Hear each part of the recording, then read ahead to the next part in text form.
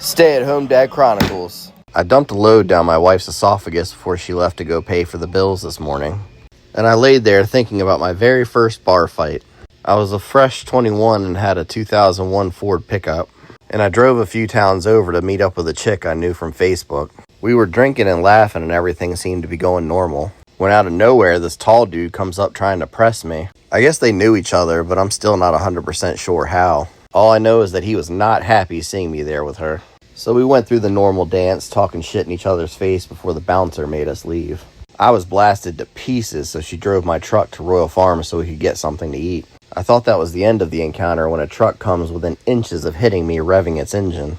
And then bro flies out of the truck with this huge pipe wrench. Even as fucked up as I was, I knew I was going to be in deep shit if he used that. So I challenged his manhood and said he needed that to beat me. Thank God that worked. He threw it at the ground as hard as he could, and immediately advanced. I threw him a quick two-piece without hesitation. My left jab missed, but my right hook connected. He got knocked back for a second, then tackled me into his truck, pinning me. I managed to get my arm around his neck so I could bring his head down to knee him in the face. He was about 6 inches taller than me, so that was not easy. But luckily, I was in incredible shape at this point in my life.